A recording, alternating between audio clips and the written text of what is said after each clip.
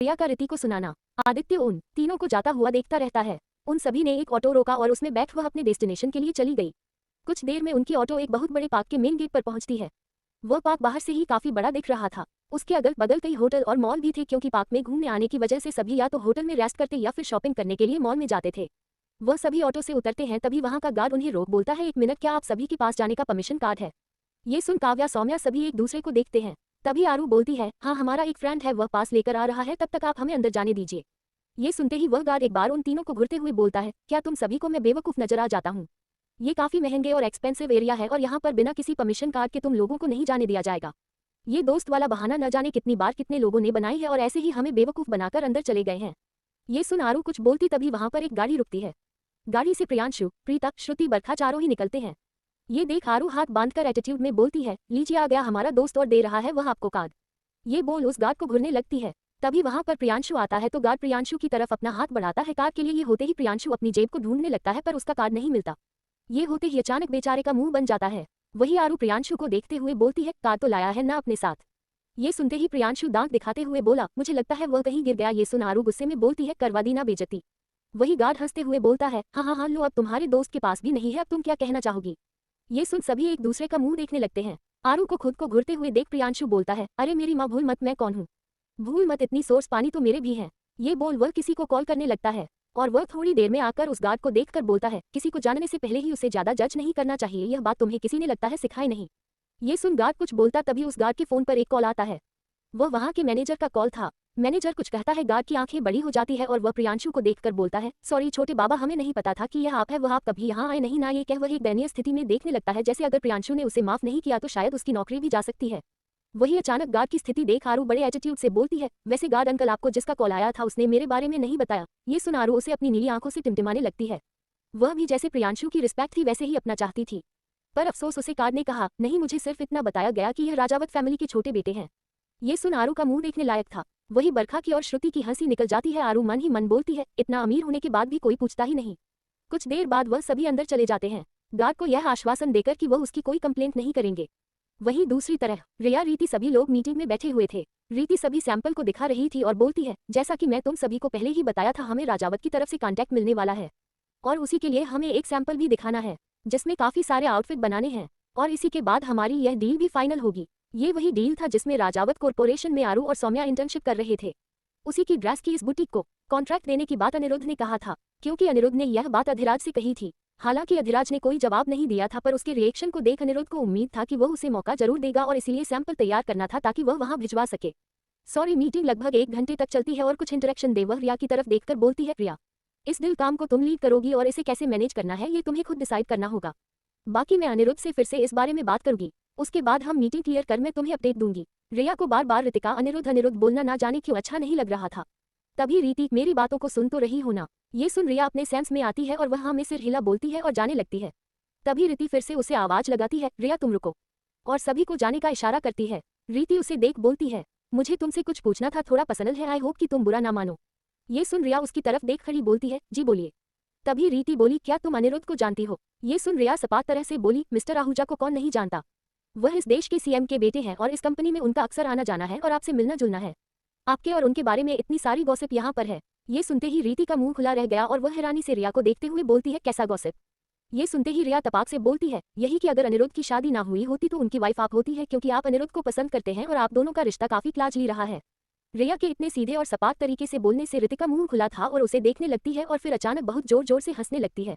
उसको हंसते देख रिया उसे हैरानी से उसे देखने लगती है और रिया ने यह उसे हट कर देने के लिए बोली थी, पर उसे नहीं पता था कि रीति इस तरह से हंसेगी। तभी रीति हंसते हुए बोलती है, ओह गॉड, तुम्हें किसने बताया कि मैं और अनिरुद्ध? फिर अचानक रुककर बोलती है, 1 मिनट, हो सकता है हम दोनों को देखकर उन लोगों को गलतफहमी हो गई हो। ये सुन रिया आंखें छोटी कर बोली, गलतफहमी मतलब? ये सुन रीति ना मैं सिर हिलाते हुए बोलती है, नहीं कुछ नहीं। प्रिया खड़ी रहती है तो रीति हंसते हुए भी बोलती है, तुम जाओ। ये सुन रिया को अच्छा नहीं लग रहा था, वह चली जाती है। वही उसके जाने पर रीति हंसते हुए ही बोलती है, साले मोटू, तेरा और मेरा यहाँ पर बातों का बतंगड़ बनाया जा रहा है। वही रिया गुस्से में फाइल पटक कर खुद से कहती है, खुद को समझते क्या है, और वही अनिरुद्ध एक नंबर का वाहियात इंसान, बहुत अपने आप को अच्छा दिखाता है। ये बोलते हुए उसकी आंखों में नमी थी और वह अपनी फाइल खोल उसको गुस्से में स्केच बनाने लगती है। वही कांच के जरिए रीति रिया को देख रही थी और हंस रही थी। दरअसल जब रीति ने अनिरुद्ध पार्टी में बुलाया था, क्योंकि उसे मीटिंग के साथ साथ कुछ दोस्तों ने अपनी पार्टी रखी थी। रीति हमेशा अनिरुद्ध को एक दोस्त की नज़र में देखती थी और उस दिन अनिरुद्ध ने शराब पी थी और वह लड़खड़ाते हुए जा रहा था। जब बिल देने की बारी है तब रीति ने उसके जेब से वॉलेट निकला था और वॉलेट देखते ही उसे उसकी पॉकेट में रिया का फोटो दिखता है। ये देख उस समय वह हैरान भी थी और जब उसने पूछा तब अनिरुद्ध ने बताया था कि वह उसकी वाइफ है। रिया उसे ऐसे पूछती है ताकि रिया खुद उसे अपने बारे में बताए। फिर उसे नहीं पता था कि रिया उसके और रिश्ते के बारे में इतना कुछ सोचती है।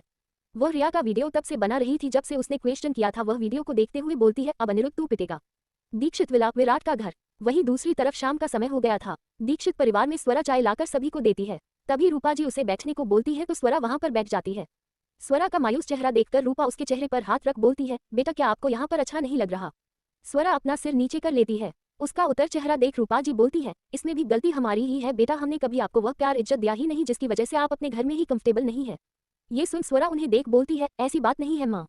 वह दरअसल ये सब बोलते हुए वह हिचकिचा जाती है। तो रूपा जी उसका हाथ पकड़ बोली, क्या बात है बेटा आप बताएं मुझे। ये सुन स्वरा बोलती है, मेरा ऑफिस जाना बहुत जरूरी है। दरअसल हमारी कुछ बड़ी डील है जिसको लीड में कर रही हूँ। ये सुन रूपा जी उसे देख बोलती है, हम इस बारे में विराट के पापा से बात करेंगे। ये सुनकर स्वरा फीकी सी मुस्कुरा देती है क्योंकि विराट का नाम लेते ही उसे विराट की हरकत याद आ गई थी। इन कुछ 2 दिनों में विराट फिलहाल के लिए घर तो नहीं आया था पर उसकी हरकत स्वरा को हर रात चुभ सी रही थी। वही पार्क में सभी ने मिलकर काफी एंजॉय किया था। सभी इस समय पार्क में एक जगह बैठे हुए थे। तभी वहां पर प्रियाशु आइसक्रीम का बड़ा सा डब्बा लेकर आता है। सभी एक एक आइसक्रीम लेते हैं। तभी आरू बोलती है, यार शिवम बिना मजा नहीं आ रहा। ये सुनते ही बरखा बोलती है, शिवम 2 दिनों के लिए अपनी नानी के यहाँ गया है। उसके यहाँ उसके नानी का तबीयत खराब है, 2 दिन में वापस आ जाएगा। वैसे वो तुम्हें भी याद कर रहा था। ये बोल आइसक्रीम उठाने जाती है तभी उसके उठाने से पहले ही कोई उसकी आइसक्रीम उठा लेता है। अपने हाथ में आइसक्रीम ना आते देख वह नजर घुमाती है। वही सभी की नजर उस शख्स पर पड़ती है तो वह शख्स बोला, वनीला माय फेवरेट टेस्ट। ये कह पैकेट निकाल उसे अपने मुंह में लगा लेता है। ये देख प्रियांशु गुस्से में बोला, शिव भाई आप यहाँ, आपने हमारे आइसक्रीम क्यों ली, बरखा को दीजिए आप। आइसक्रीम उसका फेवरेट था। ये सुनते ही शिव देखते हुए होता है, ओप सॉरी, अगर तुम्हें मेरे जूठे से प्रॉब्लम ना हो तो तुम खा सकती हो। ये सुन बरखा अजीब सा वह मुंह बनाकर बोलती है, मुझे इतना भी पसंद नहीं, वनीला और भी टेस्ट कर सकती हूँ। ये कह वह उसमें से एक और आइसक्रीम निकालती है और उसे खाने लगती है। तभी उसे देख प्रीता बोलती है, भाई आप यहाँ पर। यह सुन वह बोलता है, वैसे आप सभी एंजॉय कर रहे हैं तो क्या मैं आप सभी को ज्वाइन कर सकता हूँ अपने बॉयफ्रेंड के साथ। ये सुनते ही सभी उसे अजीब नजरों से देखते हैं। तभी आरू उसे देखते हुए बोलती है, वैसे है कौन आपका बॉयफ्रेंड। तभी वहां पर वैभव आता है तो शिवम वैभव के कंधे में हाथ डाल बोलता है, ये सुनते ही सभी की आंखें बड़ी हो जाती है। वही सौम्या तो बुरी तरह से वैभव और शिव को घुरे जा रही थी। वहीं पर का धीरे से बरखा सौम्या से बोलती है, देखा कहा था ना मैंने तुझे। तभी वैभव बोलता है, क्या हुआ। ये सुनते ही सौम्या बोलती है, आपने मुझे बताया नहीं कि आपका बॉयफ्रेंड भी है। ये सुनते ही वैभव को जैसे ही समझ आता है वह शिव का अपने कंधे से हाथ झटक देता है और सौम्या के पास जाते हुए बोलता है, पागल हो क्या, ये कुछ भी बकता है, मैं इसका बॉयफ्रेंड नहीं हूं, पर हाँ कोई और जरूर है। ये सुनते ही सभी एक्साइट होकर बोलते हैं। तभी वैभव बोलता है, आदित्य। ये सुनते ही काव्या, प्रीता, आरू सभी का हैरानी से मुंह खुला रह जाता है। तभी वैभव सौम्या के कान में कुछ कहता है तो सौम्या उसे देखती है और फिर मुस्कुराकर आरू की कान में कुछ कहती है। ये देख आरू की आंखें बड़ी हो जाती है और वह तुरंत उठकर खड़ी हो जाती है। उसकी खुशी देख सौम्या और वैभव के चेहरे पर मुस्कान आ जाती है और आरू वहां से निकल जाती है। वहीं कुछ देर के बाद सभी जो अपने हंसी मजाक में लगे थे, अधिराज वहां पर आकर खड़ा हो जाता है और वैभव को घूरते हुए बोलता है, मैंने तुम्हें एक काम दिया था, तुमसे वह भी नहीं हुआ। ये सुनते ही वैभव बोलता है, क्या मैंने तो कब का भेजा है। ये सुनते ही अधिराज की आंखें सख्त हो जाती है और उसने पूछा, कब भेजा। सुनते ये सुन वैभव परेशान होते हुए बोला, -20 मिनट पहले ही। वहां पर एक खामोशी सी छा जाती है। तभी अधिराज सख्त आवाज में शिव से बोलता है, शिव आरू का मोबाइल का लोकेशन ट्रैक करो। और फिर वैभव को देखते हुए बोला, तुरंत मैनेजर को सीसीटीवी कैमरा का फोटो लाने को बोलो। किसी को समझ ही नहीं आता कि वहां हुआ क्या। अधिराज और वैभव फुर्ती से वहां से निकलने लगते हैं। तभी प्रियांशु बोलता है, भाई क्या हुआ है। ये सुनते शिव बोलता है, आरू इस किडनैप। एपिसोड 160 हमारे कब्जे में है पर तेरी अकड़ नहीं गई। अधिराज का गुस्सा। अब आगे अधिराज के कहने पर कि वह आरू का मोबाइल ट्रेस करे और वैभव को सीसीटीवी कैमरा चेक करने के लिए बोलता है तो प्रियांशु परेशान होकर बोलता है, क्या हुआ है भाई। ये सुनते ही शिव बोलता है, आरू इस किडनैप। ये सुन वहां पर सभी लोगों को एक झटका सा लगता है। तभी प्रियांशु थोड़े सॉफ्ट वे में चिल्लाते हुए बोला, यह आप क्या कह रहे हैं भाई, ये कैसे हो सकता है, अभी तो आरू हमारे साथ थी। पर अधिराज उसकी कोई बात नहीं सुनता और वह वहां से अंदर चला जाता है। कुछ देर बाद सभी लोग सीसीटीवी कमरे के आसपास थे। कहीं कमरे में वैभव लगातार कीबोर्ड पर हाथ चला रहा था और उस टाइम की कैमरे को देखने की कोशिश कर रहा था। तभी सभी देखते हैं आरू आइसक्रीम खाते हुए उन सबके ही बगल से उठती है और कुछ देर में वह जाकर मुस्कुराते हुए वह जल्दी जल्दी जाने लगती है, जैसे किसी को मिलने के लिए एकदम बेताब है।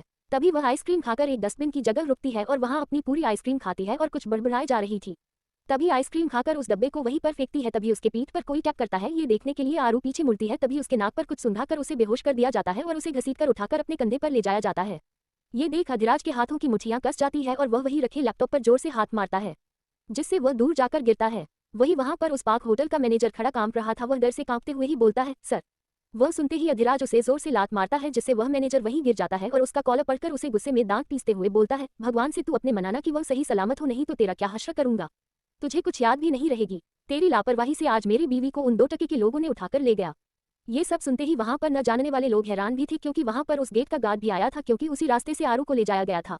उस एक किडनैपर गार्ड को अपने बातों में लगाकर धीरे से वह लोग आरू को लेकर निकल जाते हैं।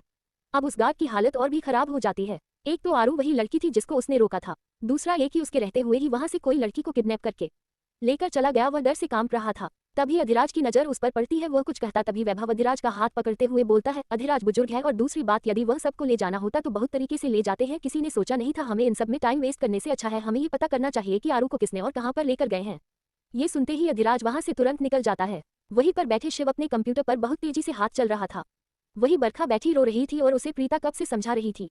वही श्रुति का भी वही हाल था, जिसे कब से काव्या और सौम्या चुप कराकर शांत रहने की बात बोल रहे थे। अपने बगल में बरखा को रोते देख शिव बार बार डिस्टर्ब हो रहा था। जब उससे बर्दाश्त नहीं होता तो वह जोर से चिल्लाता है, चुप, एकदम चुप। उसके इतना तेज चिल्लाने से बरखा चुप हो जाती है। तभी शिव चिल्लाते हुए बोलता है, तुम्हारे रोने से वह चली आएगी। ये सुनकर बरखा नम और गुस्से से उसे देखती है तो शिव बोलता है, पहली बात तुम्हारे रोने से वापस नहीं आएगी, दूसरी बार तुम रो रो के मेरा यहाँ पर सर खपा रही हो और मैं अपना ध्यान नहीं लग पा रहा हूँ। ये सुन बरखा कुछ कहती कि शिव की घुरती नजर खुद पर पड़ती है तो वह चुप हो जाती है। अब बरखा को क्या पता था शिव के ऊपर बहुत भयंकर वाला तलवार लटक रहा था क्योंकि यदि वह पता नहीं लगाया तो अधिराज उसकी गर्दन को कैसे मरोड़ेगा ये तो उसे भी नहीं पता था। वही बरखा के चुप होते ही शिव लैपटॉप में लगातार कुछ टाइप करने लगता है।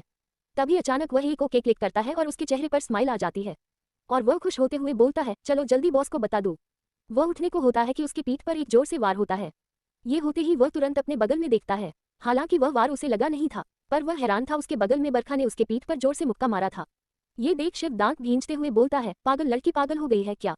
यह क्या हरकत है? ये सुनते ही बरखा रोते हुए बोलती है, अगर मेरी बहन नहीं मिली ना तो जो ये तुम्हारे बाल है ना, अगर इसको भी टकला ना करवा दिया तो मेरा भी नाम बदल देना। ये बोल आंसू पोंछते हुए चली जाती है। शिव देखता ही रह जाता है और अपने बालों को छूते हुए बोलता है, ये दोनों बहनें मेरे बाल के पीछे क्यों पड़ी रहती है? तभी उसे कुछ याद आता है और उसे बाहर आता हुआ अधिराज दिखता है तो उसके पीछे निकल जाता है। वहीं दूसरी तरफ रात गहरा चली थी। वहीं एक काफी सुन इलाके में एक कमरे में आरू को बंद कर रखा गया था और उसके मुंह पर पट्टी लगी हुई थी। वह अभी भी बेहोश थी। तभी उसकी बॉडी में कुछ हलचल होती है।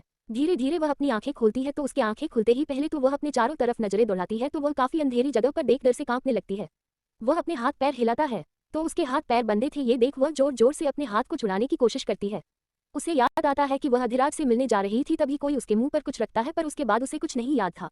उसे पता चल जाता है कि उसे किडनैप किया गया है। तभी वहां का डोर खुलता है और एक लाइट जलाई जाती है। वह लाइट चलते ही उस कमरे में पूरी रोशनी हो जाती है। आरू नजर दौड़ाती है तो वह एक सुनसान कमरा था। तभी वह अपनी नजर सामने करती है तो देखती है कि 2 इंसान अपने चेहरे पर मास्क लगाए थे। तभी उनमें से एक इंसान उसके सामने आते हुए बोलता है, च दर्द हो रहा है, ये तो उसके पास जाता है। आरू और अपने हाथ छुड़ाने की लगातार कोशिश करती है। तभी दूसरा लड़का बोलता है, देखना रोहन कैसे छटपटा रही है, जैसे किसी पानी से मछली को निकाल दिया जाता है। ये बोल हंसने लगता है। तभी दूसरा आदमी उसके पास जा झटके से उसके मुंह से पट्टी खींच देता है।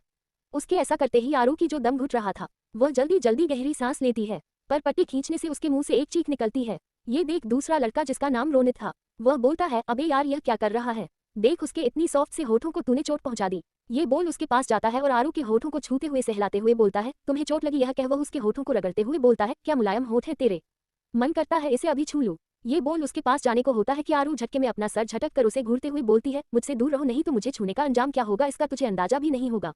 और हो कौन तुम, और मुझे किडनैप करने की तेरी हिम्मत कैसे हुई? मेरा हाथ खोल। ये बोल छटपटाने लगती है। उसे ऐसे करते देख रोनित हंसते हुए उससे दूर होता है और वही रखे चेयर पर बैठ उसे देखते हुए बोलता है, तेरे हाथ भी छोड़ूंगा। वह क्या है ना, हाथ छोड़ूंगा नहीं तो तेरे साथ मजे कैसे करूंगा। वैसे तुझे देखकर बड़ा सुकून मिल रहा है, क्या कहती थी तू एक अबला नारी नहीं है, पर तू मुझे इस समय अबला नारी ही लग रही है। ये शब्द सुनते ही आरू उन दोनों को देखने लगती है। तभी वह गुस्से में पूछती है, कौन हो तुम सब? ये सुन रोहन बोलता है, बड़ी जल्दी डेस्परेट हो रही हूँ, दिखाएंगे दिखाएंगे, हम इतने भी बदसूरत नहीं है, ना जाने कितनी लड़कियां हम पर मरती थी और हर रात हमारी लड़कियों से रातें बीतती थी। एक नजर में तू हमें पसंद आ गई थी, पर तेरी वजह से। यह बोलते हुए वह उसके पास आता है और झटके से आरू के बाल पकड़कर खींचता है, जिससे आरू के मुंह से आह निकल जाती है और बोलता है, तेरे वजह से आज हमारी जिंदगी हेल बन गई है। ये कह वह अपने चेहरे से मास्क हटाता है और दूसरा लड़का भी उन दोनों को देखा आरू की आंखें बड़ी हो जाती है और दर्द से उसकी आंख से आंसू गिर रहा था। उन दोनों को देख आरू बोलती है, मुझे छोड़ दो नहीं तो कहीं ऐसा ना हो कि तुम्हें अपने पैदा होने पर भी अफसोस हो। तुम्हें मेरा डेविल छोड़ेगा नहीं। ये सुन रोनित उसे झटके में छोड़ता है और उसका हाथ खोलते हुए बोलता है, छोड़ूंगा तुझे, पर तेरे साथ सब कुछ करने के बाद। वह क्या है ना, बहुत कुछ तेरी वजह से हमने झेला है। न जाने कितनी लड़कियां हमारे पैसे पर मरती थी, पर तेरे कारण आज कोई लड़की हमारे पास नहीं है, क्योंकि हमारे पास सब फूटी कौड़ी भी नहीं है। तो क्यों ना इतनी समय की प्यास आज हम तेरे से बुझाएंगे। उसकी यह बातें सुन अब आरू को डर सा लगने लगता है। ये सुन आरू झटकते हुए बोलती है, मुझे अपने हाथों से छुओ मत। ये सुन रोहन उसका मुंह दबाते हुए बोलता है, तू अभी भी हमारे कब्जे में है पर तेरी अकड़ नहीं गई। किस बात का घमंड है तुझे? ये सुन आरू उसे घूरते हुए बोलती है, घमंड है क्योंकि एक लड़की को किडनैप करने के लिए तुम दोनों ने मुझे बेहोश किया। अरे हिम्मत था तो मुझसे लड़के दिखाता। ये बोल उसको गुस्से में उसके ऊपर थुकती है और बोलती है, तुम दोनों मर्द नहीं हो, मर्द के चोला में छिपे हुए एक नामर्द हो। ये सुनते ही रोनित उसके गाल पर एक जोर से चांटा मारते हुए बोलता है, अपनी जुबान बंद कर, खूबसूरती है तो क्या सोचती है सब कुछ है तेरे पास। कौन आएगा तुझे बचाने यहाँ हमारे चंगुल से? तेरे वजह से हम ना घर के रहे ना घाट के। ये बोलते हुए वह उस पल को याद करता है जब रिया के साथ सगाई में उन दोनों ने आरू को छेड़ने की कोशिश की थी। तो आरू ने उन्हें अपने जाल में फंसाकर अपने भाई से पिटवाया था। उसके बाद राधिका ने उसके वापस से सारे कॉन्ट्रैक्ट तोड़ दिया था, जिस वजह से उन्हें कोई भी डील नहीं दे रहा था क्योंकि राजावत कॉर्पोरेशन खुद उनसे सारी दिल तोड़ा था। उनकी नौबत सड़क पर भीख मांगने की कगार पर हो गई थी। शौक पूरा करना तो अलग बात है। वह वहां से गुजर रहे थे तभी आरू उन्हें ऑटो पर बैठती हुई दिखती है। वह दोनों उसके पीछे न जाने कितने समय से पड़े थे पर आरू कार से ही आती जाती थी। आज मौका पाते ही वह सभी कुछ पुराना सोर्स लगाकर वहां पर चले थे और उन्होंने गार्ड को बेवकूफ बनाकर आरू को लेकर निकल भी गया। वह आरू को देखते हुए बोलता है, मुझे तो एक बात नहीं समझ आती, तू उस राधिका के एक असिस्टेंट की बेटी है, फिर भी उसने हमारा ये हाल किया जैसे हमने उसकी बेटी को छू लिया हो। ये बोल आरू का हाथ पैर जैसे ही खुलता है वैसे ही आरू फुर्ती दिखाती है और रोनित के गाल पर एक जोर से पंच मारती है जिससे वह पीछे हो जाता है। ये देख रोहन उठकर उसके पास जाता है कि आरू एक पैर से वार करती है और बोलती है, तुम सब मुझे पकड़ लो, इतना आसान नहीं है। ये बोल वह दरवाजा खोलकर बाहर भागती है। ये देख रोहन और रोनित एक दूसरे को देखते हैं और जोर जोर से हंसने लगते हैं। कुछ ही देर में आरू को एक बॉडीगार्ड रूम में धकेल देता है। ये देख रोनित जाता है और उसका हाथ पकड़ उसे बांध देता है। आरू खुद को छुड़ाने की कोशिश करती है पर असमर्थ होती है। उसने सोचा था कि वह इन दोनों को मार कर भाग जाएगी पर बाहर काफी लोग थे, काफी गार्ड थे, ये देख भाग नहीं पाती है। अब उसे हद से ज्यादा डर लगने लगा था। वह खुद से ही कहती है, डेविल इस दुनिया में सिर्फ एक ही डेविल है और वह आप हो, जल्दी से आ जाओ, मुझे बचा लो। वह उन सबको देख खुद को छुड़ाने की कोशिश कर रही थी। तभी उसका हाथ बांध रोनित उसे बिस्तर पर धकेल देता है और बोलता है, बहुत तेरे अंदर गर्मी चढ़ी है ना, आज मैं तुझे बताता हूँ कि मैं कितना मर्द और नामर्द हूँ। ये बोल उसके ऊपर झुकता है तो आरू फिर से एक जोर से पैर से वार करती है और बोलती है, मुझे छूने की गलती भी मत करना। ये कह वह पीछे खिसकने को होती है। ये देख रोनित जाता है और उसका जबड़ा जोर से पकड़कर उसे बिस्तर में धंसाते हुए बोलता है, भूल मत, तू एक लड़की है और तुझे बताता हूँ कि लड़की क्या होती है, क्या है ना हर जगह खुद को मर्द दिखाती है ना लड़ाई झगड़ा करके, बताता हूँ तुझे। ये बोल वह उसका हाथ जबरदस्ती पकड़ता है और आरू की होठों को छूने की कोशिश करने लगता है पर आरू हाथ पैर मारने की कोशिश करती है। ये देख रोहन हंसने लगता है। वही आरू अपना चेहरा घुमाकर बोलती है, मुझे छोड़ दो, नहीं तो तुम्हें मैं छोड़ूंगी नहीं, मेरा डेविल तुम्हें बहुत बुरी सजा देगा। ये कह वह अपना चेहरा झटकती रहती है। ये देख रोनित झटके में उसकी शर्ट खींचकर एक तरफ से फाड़ देता है, उसके गर्दन पर अपना होठ रख देता है क्योंकि आरू अपने होठों को छूने ही नहीं दे रही थी। इस समय वह पूरी तरह से उसके ऊपर था। तभी अचानक दरवाजा जोर से धड़ाम से खुलता है। सभी पीछे देखते हैं तो उनका ही एक गार्ड था। ये देख रोहन गुस्से में बोलता है, क्या हुआ तुझे, क्यों हमें बीच में परेशान कर रहा है। ये सुनते ही वह गार्ड बोलता है, सर बाहर कुछ लोग आए हैं। ये सुनते ही वह बोलता है, कौन। तभी वह बोलता है, मैंने सुना कोई अधिराज सिंह राजावत नाम का आदमी है। ये सुनते ही रोनित और रोहन की आंखों में एक डर सा फैल जाता है। वह आरू को देखते हुए बोलते हैं, तुम सब इस लड़की को देखो। ये बोल वह दोनों एक दूसरे को इशारा कर रूम से बाहर निकल वहां से जाने को होते हैं। तभी एक गोली जाकर रोनित के हाथ पर लगती है जिससे वह छटपटा कर दूर हो जाता है और सामने देखता है तो वहां एक लंबी चौड़ी परछाई खड़ी थी और उसकी आंखों पर नजर डालता है तो उसे देख डर से कांप जाता है। अधिराज गुस्से में अंदर आता है और वह उसके पास जाता है। तभी वैभव बोलता है, राज तू अंदर जा, इसे तो हम देखते हैं। ये बोल जाता है और उसके मुंह पर एक जोर से लात मारता है और उसका कॉलर पकड़कर बोलता है, लगता है तुझे मेरी पहली मार याद नहीं है। ये कह उसके चेहरे पर जोर से मुंह के बरसाने लगता है। तभी रोहन वहां से धीरे से निकलने को होता है तो शिव उसे पकड़कर बोलता है, तू कहाँ जा रहा है। ये कह वह उसके मुंह पर जोर से मारता है। वही अधिराज जब कमरे में इंटर करता है तो आरू को बिस्तर पर फटे हाल में देख, बाल बिखरे, गाल सूजे हुए देख उसके हाथों की मुठिया कस जाती है और उसकी नजर आरू पर टिक जाती है। वही आरू की नजर अधिराज पर जाती है तो हम मुश्किल से खुद को बैग पर घसीट कर बैठते हुए बोलती है, डेविल मुझे पता था आप जरूर आओगे। देखो मैं उन सभी को बहुत मारा, इतना कि वह सभी उसे मरने की भीख मांग रहे थे। मैं बस खुद को छुड़ाने वाली थी। उसके बाद मैं उन सबको आज इतना पिटी कि मेरा बॉक्सिंग का प्रैक्टिस भी हो जाता। ये बोल हंसने लगती है। आपको पता है ये सब आरू बोलते हुए जाती है। वही अधिराज बिना भाव के उसे देख रहा था। वह धीरे धीरे कदम बढ़ाता है और जैसे जैसे उसके कदम आरू के पास जाते हैं वैसे वैसे आरू की आवाज धीमी होती जाती है। अधिराज जाकर उसके हाथ खोलता है और फिर पैर। ये देख आरू बोलती है, आपको पता है। वह इतना ही कहती है कि अधिराज उसे अपने सीने से लगा लेता है। वही आरू जो कब से बोलकर खुद को बहुत मजबूत दिखाकर अपनी बड़ाई हाँक रही थी पर अधिराज के सीने से लगते ही चुप हो जाती है और उसकी आंखों से आंसू गिर जाते हैं और वह फूट फूट कर रोने लगती है और उसकी शर्ट को कसकर अपने मुट्ठी में भींच लेती है और अपना सर उसके सीने में धंसा देती है। अधिराज की आंखें और गुस्से से लाल होने लगती है। वह एक नजर डोर के बाहर उन दोनों इंसान को देखता है। वही वैभव की नजर जब अधिराज की आंखों पर पड़ती है तो वह समझ जाता है कि अधिराज क्या चाहता है। वही शिव खुद से कहता है, इन दोनों का तो जय सियाराम हो गया। वही आरू की रोने की आवाज सुन वैभव गुस्से में फिर से दोनों को मारता है और अपने बॉडीगार्ड की तरफ धकेल कर बोलता है, ले जाओ दोनों को। धन्यवाद, टू बी कंटिन्यूड। धन्यवाद।